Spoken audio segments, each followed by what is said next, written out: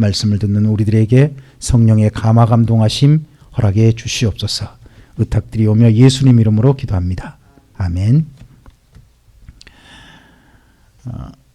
오늘 말씀은 신명기 11장부터 13장까지의 말씀입니다. 신명기의 말씀이 먼저는 십계명 말씀을 모세가 설교를 했고 그 이후에 이제 레위기 말씀을 따라서 설교를 해 들어가는 내용이 11장부터라고 생각하시면 될 것 같습니다. 앞서서 십계명은 먼저 본문을 말씀하고 그 다음에 이야기를 한 거라면 레위기는 하나님의 말씀을 잘 지켜달라는 부탁 다음에 그 다음에 말씀을 해간다라는 식으로 보시면 될 것 같습니다. 여러분 11장을 가보시면 세 번의 표현이 반복되는 게 나옵니다. 모세의 설교 특징이 뭐냐 그러면요, 반복이에요. 같은 내용을 비슷한 표현으로 반복하는 게 모세의 설교의 특징입니다.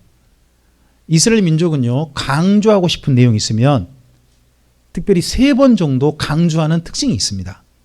이걸로 삼중 강조라고 그러는데요, 모세 설교에도 그런 특징이 드러납니다. 자, 여러분 한번 여러분께서 읽으시면서 특징 한번 찾아보시기 바랍니다. 자, 11장 1절 말씀 함께 읽어보시죠. 읽겠습니다. 그런즉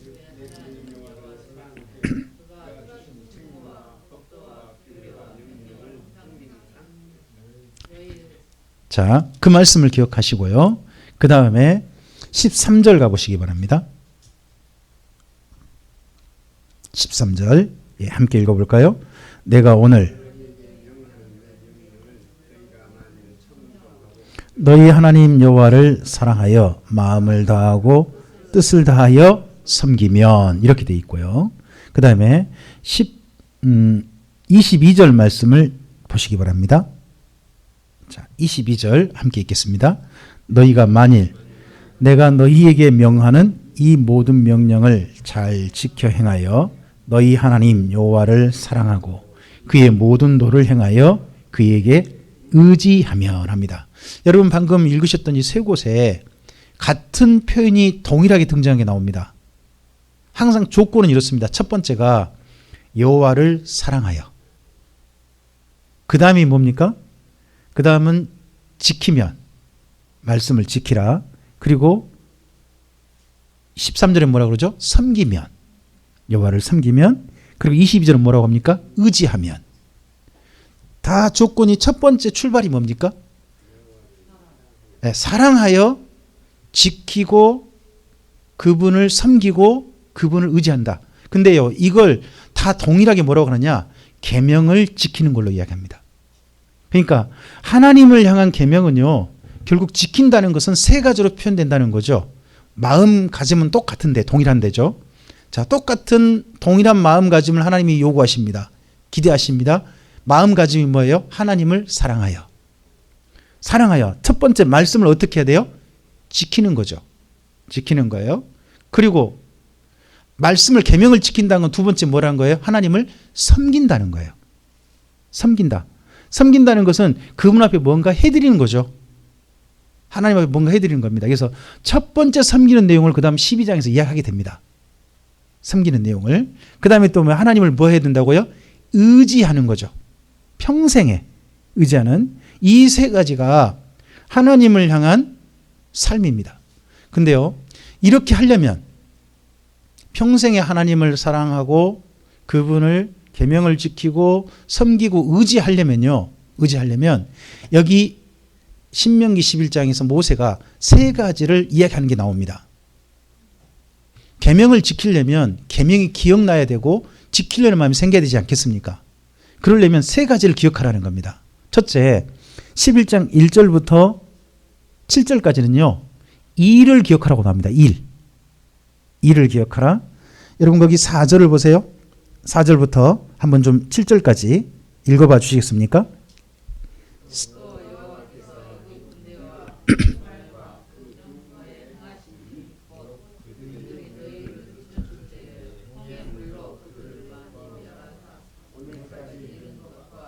또 너희가 이곳에 이르기까지 광야에서 너희에게 행하신 일과, 또요 루벤 자손 엘리압의 아들 다단과 아비람에게 하신 일, 곧 땅이 입을 벌려서 그들과 그들의 가족과 그들의 장막과 그들을 따르는 온 이스라엘의 한 가운데에서 모든 것을 삼키게 하신 일이라. 너희가 여호와께서 행하신 이 모든 큰 일을 너희 눈으로 보았느니라.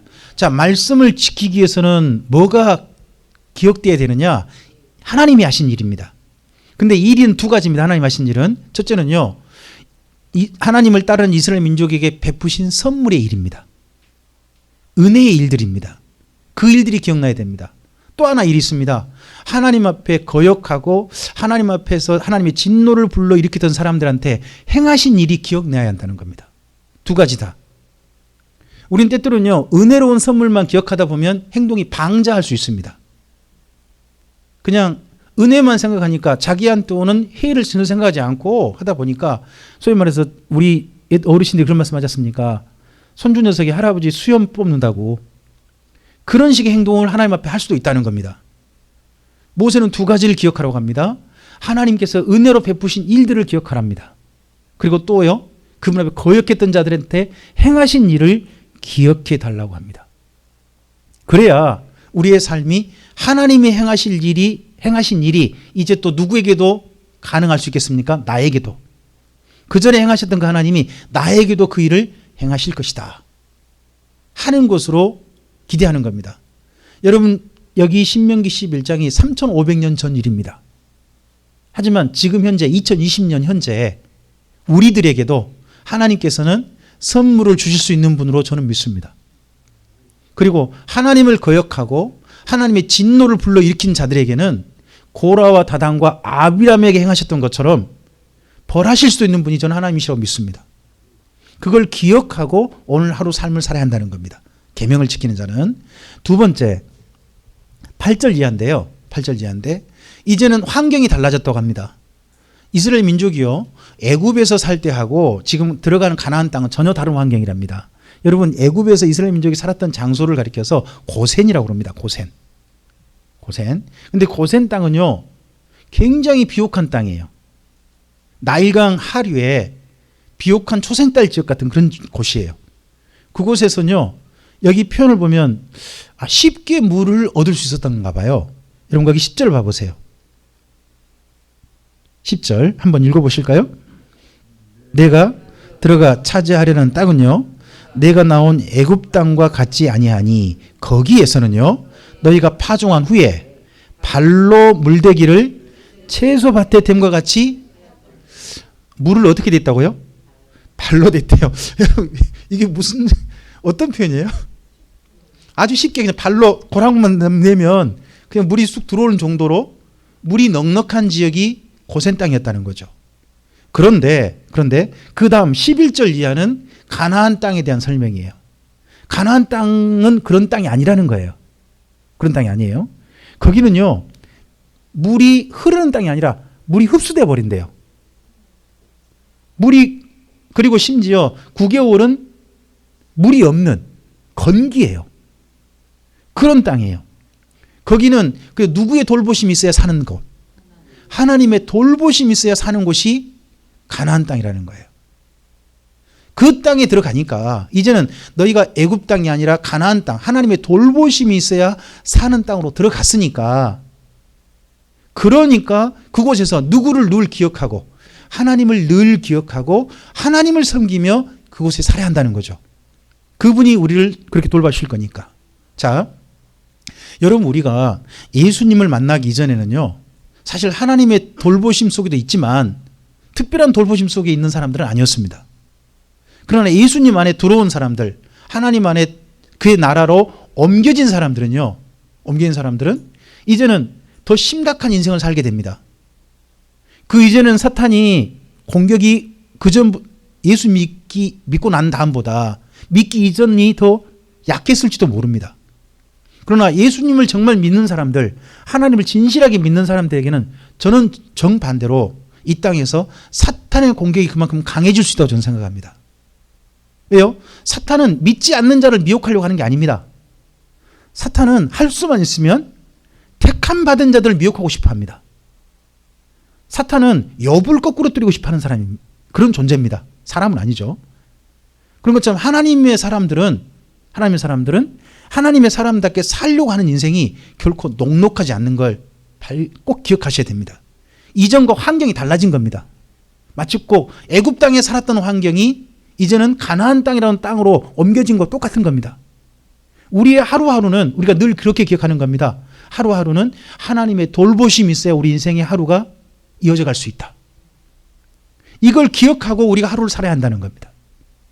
예수님 이후에 우리 인생은 이제 내 힘으로 걸어가는 인생이 아니라 하나님이 돌보셔야 걸어갈 수 있는 인생이다라는 걸 기억하고 걸어가자 하는 것이 말씀을 지키는 중요한 기억함, 자세가 된다는 겁니다. 그리고 세 번째 있습니다.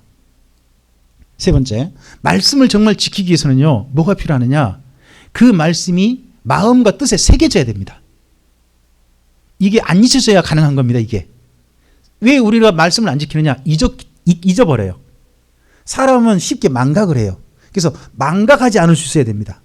잊지 않아야 됩니다. 그래야 그걸 지킬 수 있어요. 뭐 여러분 가끔씩 그런 기억 있으신가요? 우리 아이들과도 저도 그런 기억은 해본 적이 가끔씩 있어요. 뭐 오늘 뭔 일 좀 해놔라 라고 했는데 뭐예요? 와가지고 물어봐요. 했니? 그러죠? 또는 집사람이 저한테 올라가면서 여보 뭐 좀 해놓으세요. 그래서 알았어요. 했는데 내려가서 물어봐요. 그거 했나요? 잊어버리죠. 잊어버리면 그 일을 안 하게 돼요. 그래서 잊지 않아야 된다는 거죠. 그럼 잊지 않고 마음과 뜻에 새기는 방법이 어떤 방법일까요? 한 가지 더 소개를 해요. 여러분 거기 18절부터 19절 한번 읽어보실까요?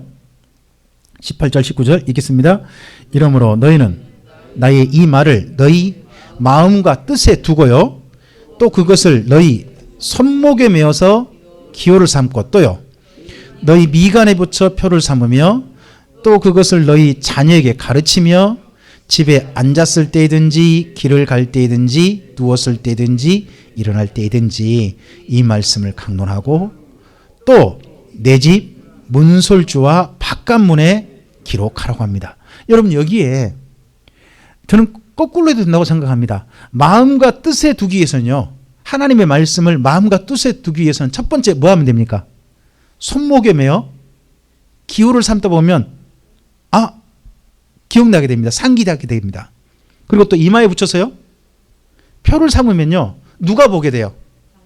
상대방 보면서 저 사람 보면서 맞아 저 말씀대로 살아야 되지. 생각나게 됩니다. 그리고 또 말씀이 마음과 뜻에 기억되려면요. 좋은 방법이 뭐냐? 가르치는 겁니다. 가르치는 겁니다. 누구에게? 자녀에게. 자녀에게 가르치다 보면 누구도 지켜야 할 게 생각납니까? 나도 이거 지켜야지. 지켜야 할 말씀이 생각나는 겁니다. 그리고 또 뭐 해야 됩니까? 서로 토론하는 겁니다. 그 말씀이 토론하는 겁니다. 집에 앉아서 누울든지 강론이라면 토론하는 겁니다. 그리고 또 뭐 하는 겁니까? 눈에 볼 수 있는 장소에 두는 겁니다. 우리 집의 현관 문설주 위에다가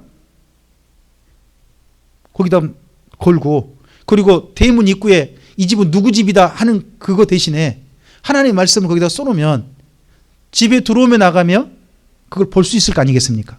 그러면서 기억하라는 겁니다. 그렇게 기억하고서 누구를 의지하라는 겁니까? 하나님을 의지하며 살아라는 겁니다. 그래서 신명기 11장에서는요. 3번의 강조예요. 우리가 하나님을 사랑하여 인생을 살자는 겁니다. 하나님을 사랑하여 인생을 살자. 근데 하나님을 사랑하여 인생을 살려면 3가지가 우리 안에 이루어지면 가능하다는 겁니다. 첫째, 모세는 첫 번째 뭐 하라고요? 일을 기억하자는 겁니다. 일을 기억하자. 두 번째 어떻게 하자는 겁니까? 두 번째, 내 인생의 현재의 선 자리는 이제 하나님의 돌보심이 있어야 하루하루가 이어진다. 하나님의 돌보심 없이 내 인생을 살 수 없다 하는 걸 인정하고 오늘 하루 서자는 겁니다. 그리고 하나 더, 말씀이 마음과 뜻에 새겨지도록 최선의 노력을 하자는 겁니다. 여러분 사실 거기 18절부터 20절은요. 우리가 노력이 필요한 거예요. 실질적으로. 손목에 매는 건데 우리가 해야 될 일이잖아요. 이 표를 해서 내 삶을 정성을 사는 것도 내 노력인 거잖아요. 그리고 또 자녀 가르치는 건 누구 노력이에요? 우리의 노력이죠. 그리고 생각이 있고 관심이 있어야 토론이 돼요. 이야기 주제를 이런 걸 주제로 삼고 싶지 않은 사람들 많을 거예요. 그렇죠? 근데 그 이야기를 일부러 주제로 삼을 수 있는 관심과 마음이 있어야 가능한 거예요. 그리고 집에다가 사실 말씀 걸어놓고 하는 거 정말 관심이 있어야 또 가능한 거거든요. 그러한 우리의 노력이 있어야 이 말씀들이 지켜진다는 거죠. 자, 이렇게 말씀을 지키는 것이 복된 삶이에요. 이 복된 삶에 대해서 우리 함께 먼저 읽었던 말씀을 좀 기억해 보셨으면 좋겠습니다. 8절 9절 말씀 다시 돌아가셔서 우리 함께 8절 9절 이 말씀대로 지킨다면 어떻게 된다는 거예요? 자, 8절 9절 읽어볼까요? 그러므로 너희는 내가 오늘 너희에게 명하는 모든 명령을 지키라. 그리하면 너희가 강성할 것이요 너희가 건너가 차지할 땅에 들어가서 그것을 차지할 것이며 또 여호와께서 너희 조상들에게 맹세하여 그들과 그들의 후손에게 주리라고 하신 땅 곧 젖과 꿀이 흐르는 땅에서 너희의 날이 장구하리라. 너희 이제 가나안 땅 들어가서 너희 인생들이 너희뿐만 아니라 너희 후손들까지 장구하게 될 것이다. 뭐하면 이 하나님의 계명을 지켜서 그렇게 산다면. 그러니까 꼭 이렇게 해달라고 강조하는 겁니다. 대신에 말씀을 안 지키면 뭐도 있을 수 있어요? 저주가 있을 수 있잖아요. 그래서 그걸 다시 한번 강조하기 위해서 특별히 이스라엘 민족이 마음에 새기도록 하기 위해서 한 가지 일을 부탁을 합니다. 여러분 거기 26절을 봐보세요. 모세 이야기 가운데 여기 신명기 읽을 때 가끔씩 가다가 오늘이란 표현이 자꾸 나올 거예요. 한 번씩 오늘 내게 명하는 오늘 너희는 이런 식으로 나와요. 그 오늘이란 말은 오늘도 되지만 영어로 한다면 now예요. 지금 당장 현재 한 거예요. 여러분 말씀을 지키는 사람들은요 여기 성경을 말씀 듣는 3,500년 전 사람들이에요. 하지만 성경 기록을 하나님이 남겨놓으셨을 때는 이 말씀을 듣는 지금 우리에게 하신 이야기예요. 그렇다면 이 말씀을 지키는 사람들은 이스라엘 민족이었지만 지금 들어야 할 사람들은 우리들인 거예요. 그래서 오늘이라는 표현은 상당히 강조한 표현이니까 우리도 좀 기억해 보자는 겁니다. 그럼 신명기 말씀대로 이 말씀의 정신을 따라 계명을 준수하는 삶을 부탁받는 사람도 누구냐? 오늘 이 시간 말씀을 듣고 있는 우리란 걸 기억하고 여기를 보셨으면 좋겠어요. 자, 우리 26절부터 한번 읽어보겠습니다. 읽어보시죠. 내가 오늘 복과 저주를 너희 앞에 두나니 너희가 만일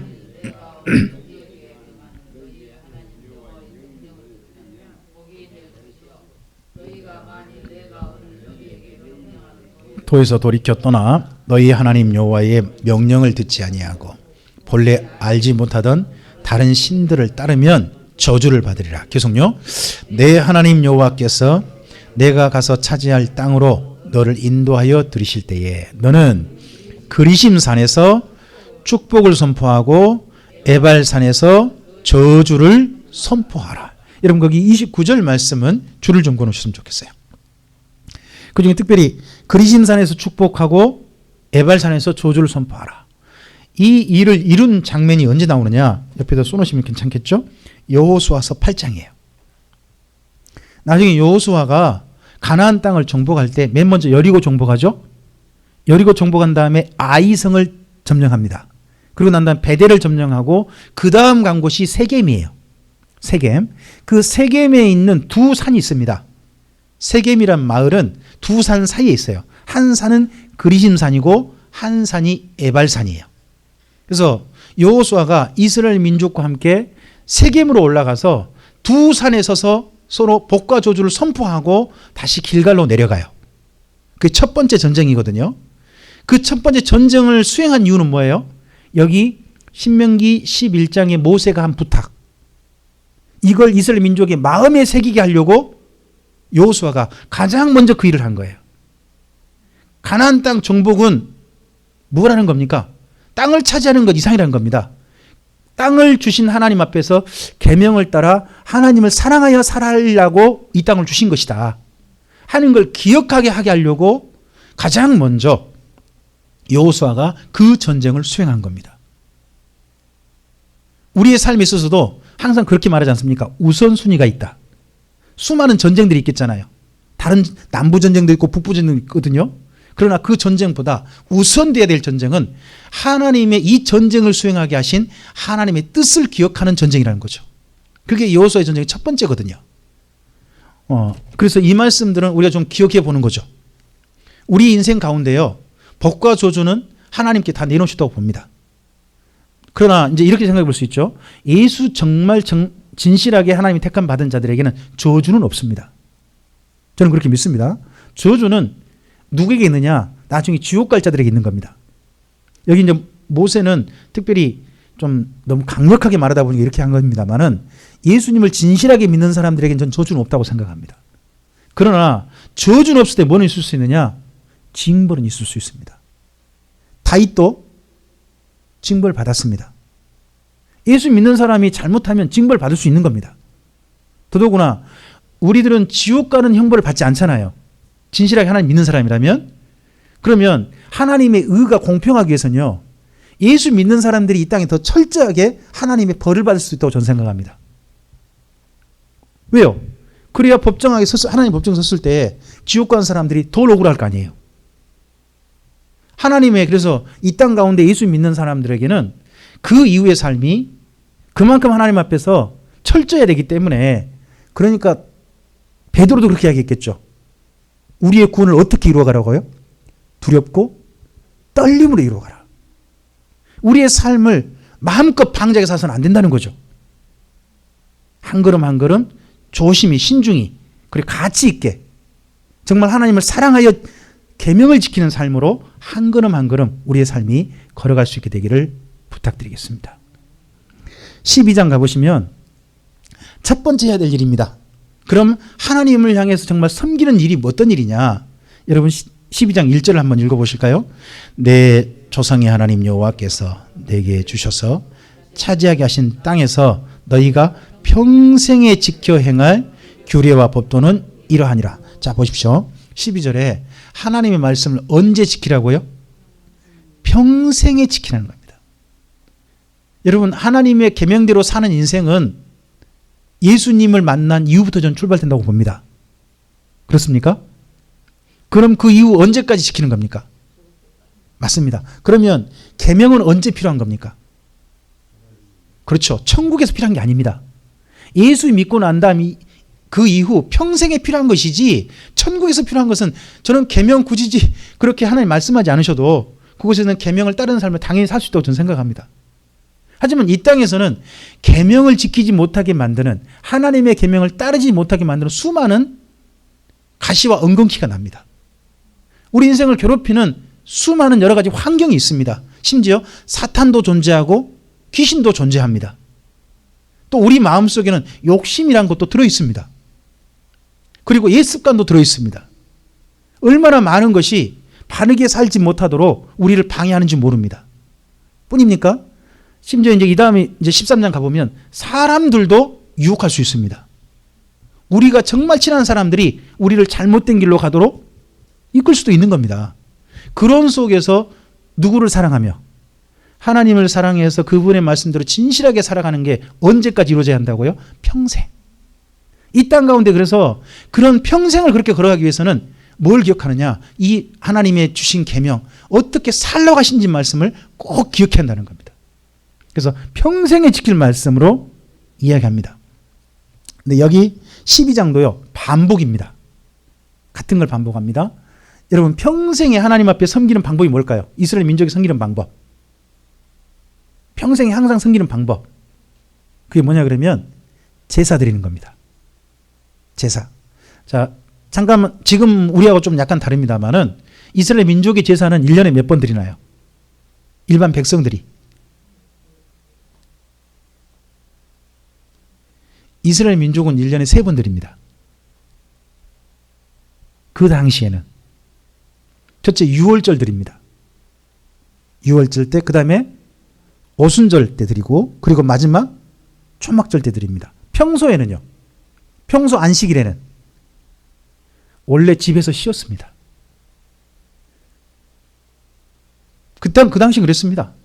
근데 이게 바벨론 포로기 가서 회당에서 모이는 게 시작되어졌지, 그 이전에는 각각 집에서 다 쉬었습니다. 집에서 쉬고 대신에 그 안식일 날 누구만 일했느냐? 성전과 성막에서 봉사하는 제사장들만 일했습니다. 제사드렸습니다. 그걸 보고 안식일의 제사라고 따로 말을 합니다. 그 안식일의 제사 때 그래서 누구가 일을 하게 돼요? 제사장들이 일하게 되잖아요. 그래서 예수님이 이런 말씀하신 적 있죠. 안식일에 제사장들이 안식일 범해도 죄가 되지 않는다. 혹시 이런 표현 신약성에 읽으신 기억이 있는지 모르겠어요. 그 표현이 제사장들만 일하기 때문에 그렇습니다. 그럼 일반 백성들은요? 안식하고 있는 거예요. 쉬고 있는 거예요. 그 당시에는. 하지만 이스라엘 민족이 1년에 3번은 꼭 성막과 성전에 와야 됩니다. 근데 그걸 또 이해를 하셔야 됩니다. 지금과 환경이 달라요.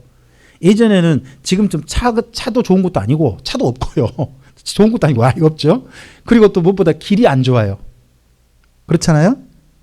그곳에서 땅이 그리고 강원도만한 땅인데 그곳에서 한 곳에서 모여가지고 제사를 드려야 돼. 한 곳. 자기 마을에 드린 게 아니라. 이게 쉬운 거냐고요.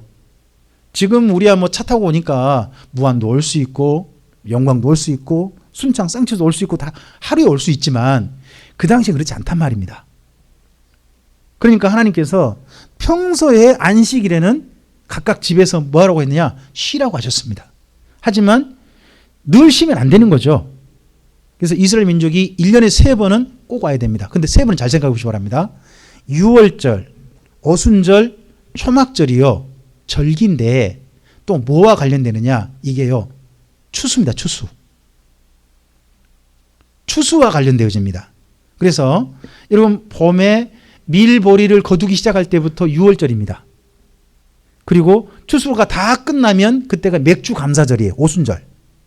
그리고 가을철이면요. 가을철에 포도와 올리브를 걷어가지고 수장합니다.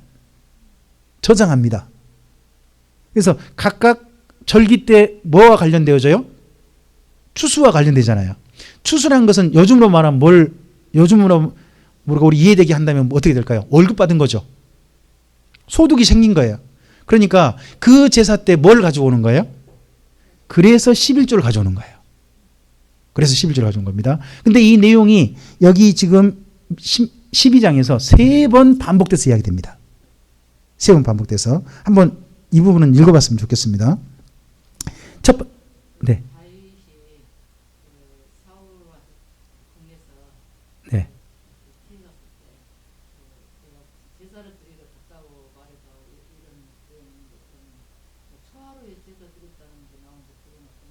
그건 아마도 각 마을에 있는 산당에서 드렸을 걸로 봅니다. 산당.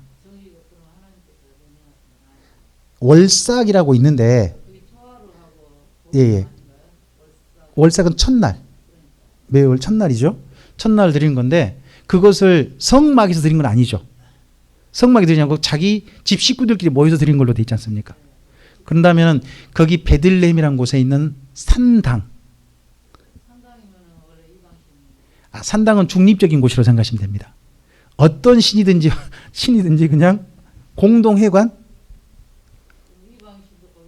할 수 있고 다 그런 거.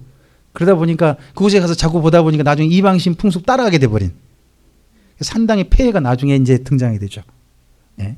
자, 거기 말씀 한번 좀 3번 반복이니까 한 군데 좀 읽어보시겠습니다. 우리 2절부터 7절까지 함께 읽겠습니다. 읽어보시죠. 높은 산이든지 작은 산이든지 푸른 나무 아래이든지 막론하고 그 모든 것을 너희가 마땅히 파멸하며 그 제단을 헐며 주상을 깨트리며 아세라상을 불사르고 또 그 조각한 신상들을 찍어 그 이름을 그곳에서 멸하라. 너희의 하나님 여호와께는 너희가 그처럼 행하지 말고. 여러분 거기 4절은 줄거 놓으실까요? 일단 읽으시되. 자, 이방신의 섬기는 풍습을 따라서는 된다 안 된다? 전혀 다른 풍습으로 전혀 다른 예를 갖추어서 방법으로 하나님 섬기한다는 거죠. 계속 읽어보겠습니다. 오직 너희 하나님 여호와께서 자기 이름을 두시려고 너희 모든 지파 중에서 택하신 곳인 그 계실 곳으로 찾아 나아가서 첫째 계실 곳을 찾아 나가야 됩니다. 계속요.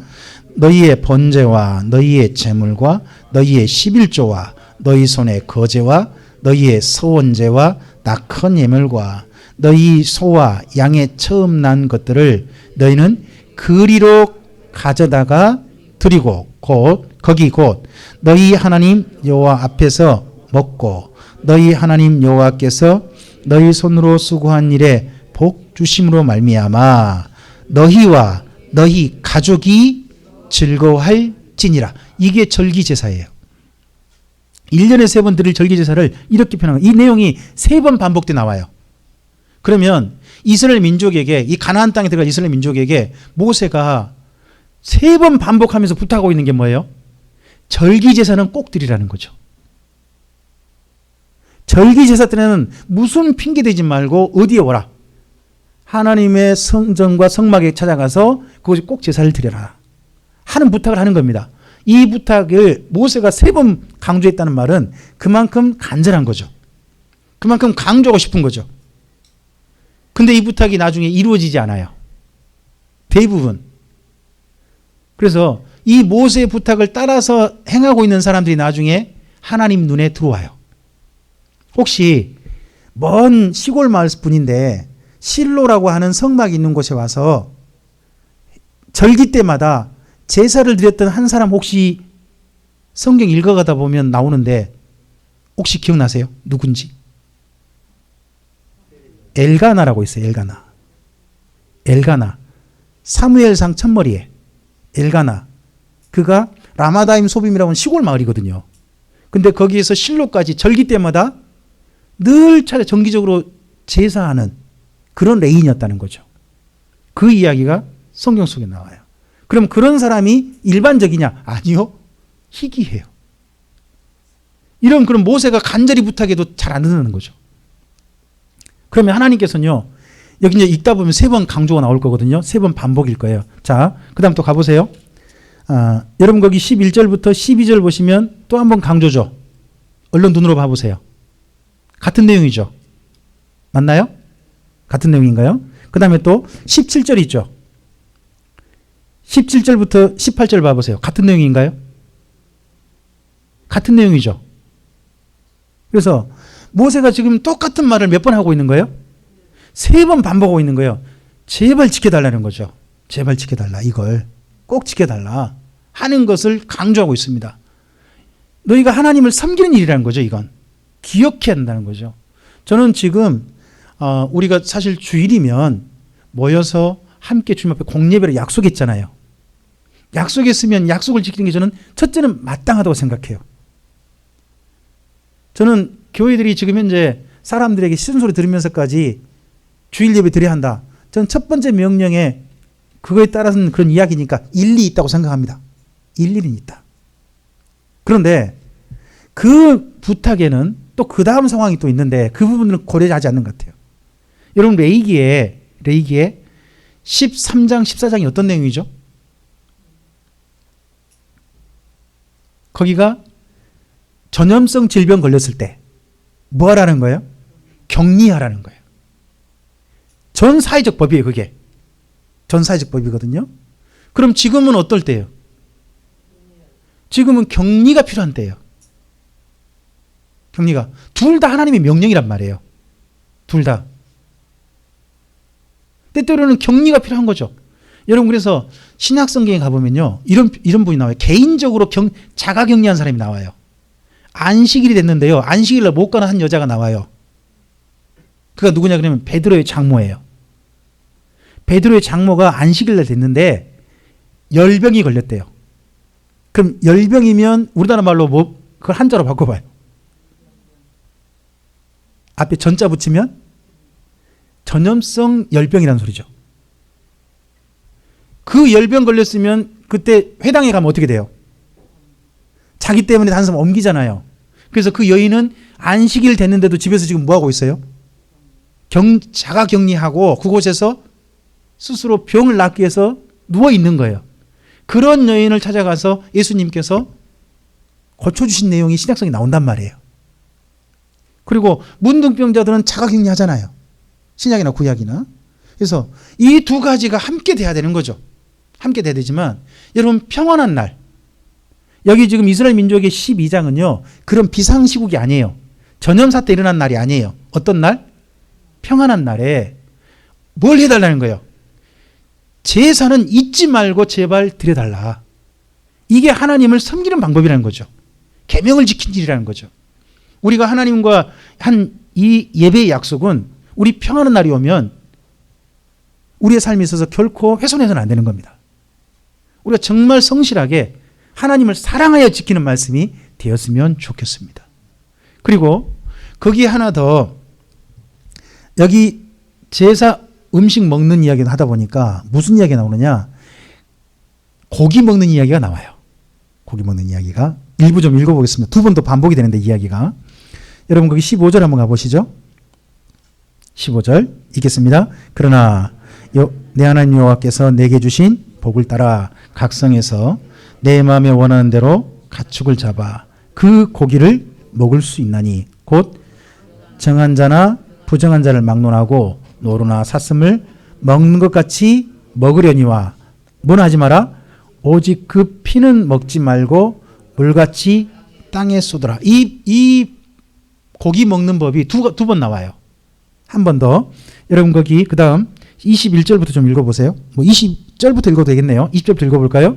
내 하나님 내게 허락하신 대로 내 지경을 넓힌 후에 내 마음에 고기를 먹고자 하여 이르기를 내가 고기를 먹으리라 하면 내가 언제나 마음에 원하는 만큼 고기를 먹을 수 있으리니 만일 내 하나님 여호와께서 자기 이름을 두시려고 택하신 곳이 내게서 멀거든 내가 내게 명한 대로 너는 여호와께서 주신 소와 양을 잡아 내 각성에서 내가 마음에 원하는 모든 것을 먹되 정한 자나 노루나 사슴을 먹는 같이 먹을 수 있거니와 다만 크게 삼가서 그 피는 먹지 말라. 피는 그의 생명인즉 내가 그 생명을 고기와 함께 먹지 못하리니 너는 그것을 먹지 말고 물같이 땅에 쏟으라. 너는 피를 먹지 말라. 내가 이같이 하여 여호와께서 의롭게 여기시는 일을 행하면 너와 내 후손이 복을 누리라 합니다. 그러면 우리는 이 말씀을 통해서 한 가지, 저는 유전적 변형이 일어날 수 있는, 잘못된 대로 변형이 일어날 수 있는 우리의 섭생 습관이 하나 있다고 생각해요. 고기를 올바르게 먹을 수는 있어요. 근데 올바르게 먹으면요, 이게 후손에게까지 복을 누린다 그러잖아요. 그럼 거꾸로 생각해 보세요. 피를 계속 먹게 되면 어떻게 된다는 이야기죠? 저는 후손과 영향 미친다는 표현을 어떻게 생각하느냐, 섭생으로 말미암아, 식사로 말미암아 유전적 변형이 일어날 수 있다고 생각해요. 이게 언제 일어났냐 그러면 사실 증명이 한번 됐어요. 정반대로 먹지 못한 것 때문에 일어난 거예요. 세계 2차 대전이 일어났잖아요. 2차 대전이 일어나고 난 다음에 유럽에서 그 2차 세계대전을 경험했던 1세대 있죠. 1세대 후에 2세대, 3세대까지요. 2, 3세대까지 음식을 과다하게 먹는 그런 사람이 엄청 많아가지고 비만 인구가 엄청 많았다고 해요. 그래서 그걸 식품 관련된 학자들이 찾아낸 게 뭐냐 그러면 우리가 먹는 음식 3대를 간다는 거예요. 이게 심지어 한번 다큐멘터리가 나왔어요. 내가 먹은 음식 3대 간다. 그래서 우리가 먹은 음식이 3대를 간다면 우리가 피 같은 걸 자꾸 먹다 보면 잘못된 영향을 몇 대까지 줄 수 있다. 3대까지 줄 수 있다. 이건 계속되어지면요. 문제일 수 있다는 겁니다. 그래서 고기를 먹되 하는 부분도 좀 생각해 보셔야 되고요. 그리고 한 가지 더. 이 고기를 언제든지 네 마음대로 먹는다 그러니까 우리는 어떻게 먹어요? 하루 3끼? 고기만? 이스라엘 민족 여기는 어떻게 할까요? 내 마음대로 고기를 먹을 수 있대요. 그럼 1년에 몇 번 먹을까요? 지금 제사 때 아니고 다른 때 먹을 수 있다는 거잖아요. 저는 이렇게 생각해요. 여러분 그 당시에 이스라엘 민족은 이 고기를 먹는다는 게 쉽지 않았어요. 왜냐하면 목축이거든요. 목축은 고기를 먹어버리면 어떻게 돼요? 양이 줄어버려요. 함부로 먹을 수가 없는 거예요. 뭐 사슴과 노루처럼 먹는다면 사슴 노루는 길들이지 않은 거잖아요. 근데 집에 있는 가축을 먹는 걸 이야기하는 거예요. 가축을 먹는 건 진짜 쉽지 않은 거예요. 정말. 그리고 또 가축 먹는 건요, 혼자 먹을까요? 마을 사람 전체가 먹을까요? 여기 내용을 읽어보면 짐작되기는요, 누구든지 먹을 수 있다고 돼 있잖아요. 또 너희 마을에서 잡는다고 돼 있잖아요. 마을에서. 그러고 봐서는 한 번 고기를 잡으면 거기가 전에는 마을 전체가 먹는 그러한 걸로 생각해 볼 수 있어요. 지금 우리 환경과는 다르다는 걸 이해를 하셔야 돼요. 지금 우리는요, 너무 고기를 너무 많이 먹어요. 사실 너무 많이 먹는 거예요. 이거 별로 안 좋은 겁니다. 아무리 심지어 정결한 고기를 할지라도 너무 많이 먹는 것은 결국 좋은 일이 아니라고 저는 생각합니다. 근데 여기는 심지어 정한 고기이고 아주 또 정결하지만 또 많이 먹을 수도 없는 상태에서 고기를 마을에서 먹을 경우를 이렇게 이야기해 준 겁니다. 이것도 잘 지키는 것이 결국 누구를 위한 것이다? 바로 우리를 위한 거란 겁니다. 저는 이 말씀을 통해서 이렇게 생각합니다. 따라서 해볼까요? 하나님의 계명은 하나님께서 우리를 사랑하셔서 우리를 이해하여 주신 계명이다. 저는 이걸 기억해야 한다고 생각합니다. 하나님이 아주 못된 분이어가지고 너가 지키나 안 지키나 보자, 그렇게 주신 게 아니란 겁니다. 우리를 정말 사랑하셔서 우리를 이해하여 주신 계명이란 겁니다. 지키면 우리에게 뭐가 되니까?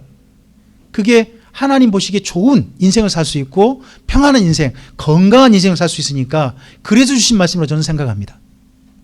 그렇다면 이 말씀들을 잘 지키라는 거죠.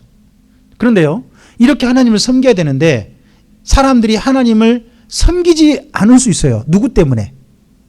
누구 때문에? 자, 13장 1절 봐보세요. 1절부터 3절까지 한번 읽어보세요. 너희 중에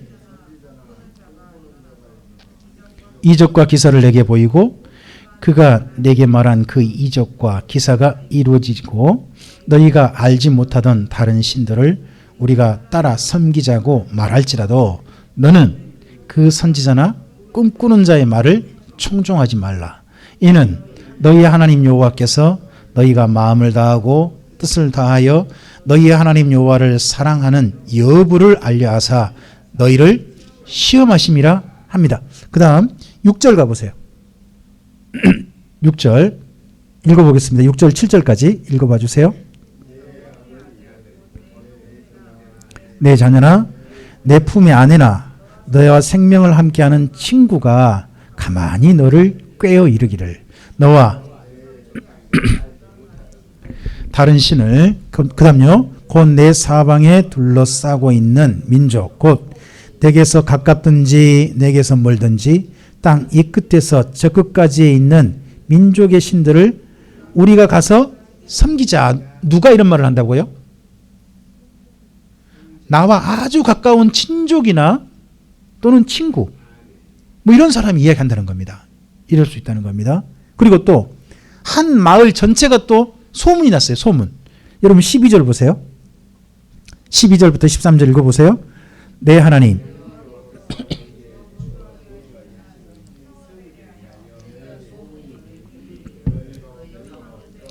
어떤 불량배가 일어나서 그 성읍 주민들을 유혹하여 이르기를 너희가 알지 못하던 다른 신들을 우리가 가서 섬기자 한다 하거든. 자 보세요. 이건 전부 다 누구 속에 일어나는 일이냐? 이방인이 아니에요. 이스라엘 민족 중에 이런 사람이 일어났다는 거예요. 이스라엘 민족 중에 너희 중에 너희가 살고 있는 한 마을이 너희 중에 너희 사랑하는 가족과 아내와 친구가 이렇게 있다는 거예요. 그렇게 했을 때 어떻게 할 수 있어요? 우리가 자칫하면?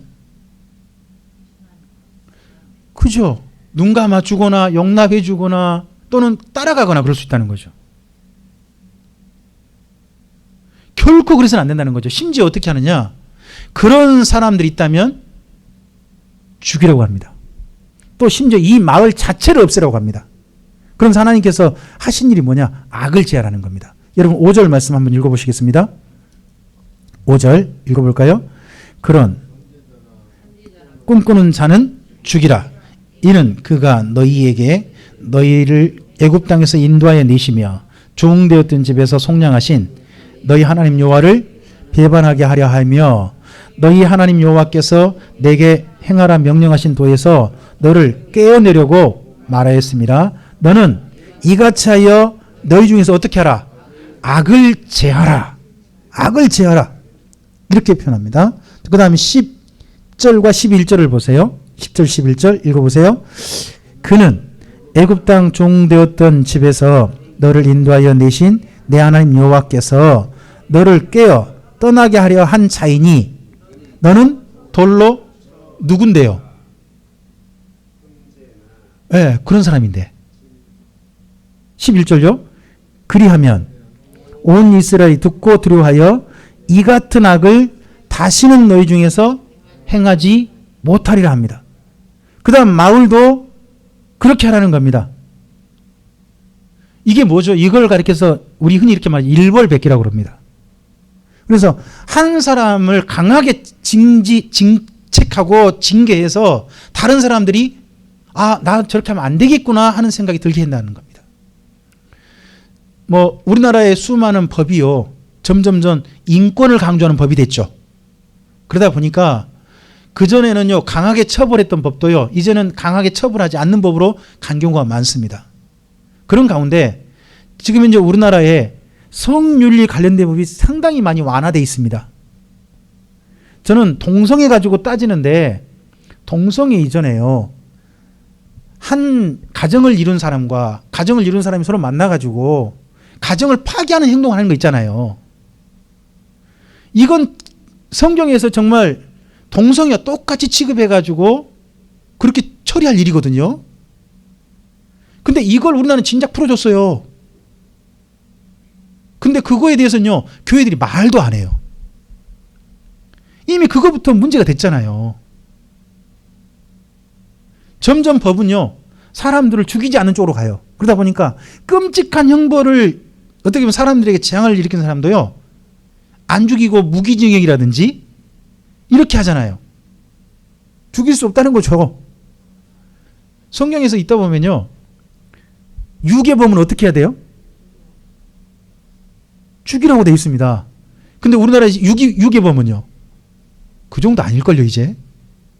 점점점 사람들의 처벌이 완화되니까요, 사람들이 어떻게 되느냐, 악을 저지르기에 담대해진다는 겁니다.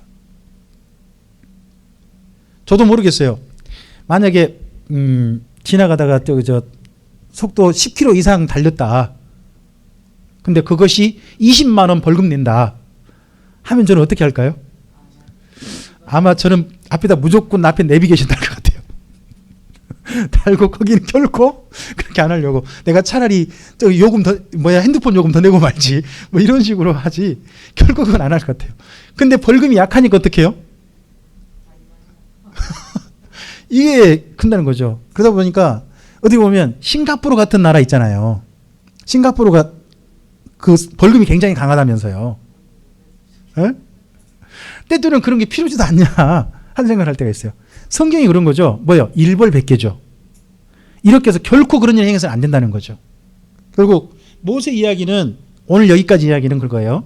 하나님만 섬기지 않은 거죠. 다른 신에 눈 돌려서는 안 된다는 거죠. 제발 너희가 가나안 땅 들어가서 누구만 섬기자. 하나님만 섬기자. 이게 첫 번째 행할, 평생 행할 계명이라는 겁니다. 그렇다면 예수 믿는 우리들, 주님 안에 있는 우리들에게 오늘 이 시간 말씀 듣는 우리들도 이 말씀 한 가지는 우리가 꼭 마음에 담았으면 좋겠습니다. 내 평생에 주님을 섬기는 사람으로 내 일을 걸어가겠다. 그곳에서 결코 어떤 유혹에도 흔들리지 않겠다. 하나님을 향한 길만 한결같이 걸어가겠다. 이것만은 우리 안에서 분명하게 마음속에 결심으로 하나님께 드리는 우리의 소원으로 자리 잡게 되기를 주님의 이름으로 부탁드리겠습니다. 기도하겠습니다. 주님 감사합니다. 함께 주의 말씀을 드리겠습니다.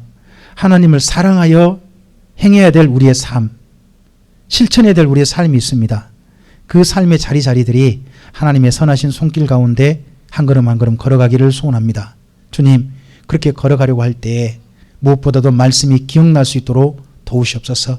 하나님이 행하신 일을 기억할 수 있게 해주시고, 또한 우리가 마음속에 하나님 말씀을 기억할 수 있도록 늘 노력하고 우리의 한 걸음 한 걸음에 우리의 삶의 처지가 하나님의 도우심이 없이는 한 걸음도 제대로 걸어갈 수 없음을, 날마다 의지해야 됨을 기억할 수 있도록, 인정할 수 있도록 우리의 걸음걸음에 함께 동행해 주시옵소서. 그래서 그곳에서 하나님을 진실하게 사랑하는 사람으로, 그리고 하나님을 결코 떠나지 않고 어떤 유혹도 물리치고 한결같이 그 길을 걸어가는 사람으로 내일 우리의 걸음이 지속되게 해 주시옵소서. 의탁드리오며 예수님 이름으로 기도합니다. 아멘.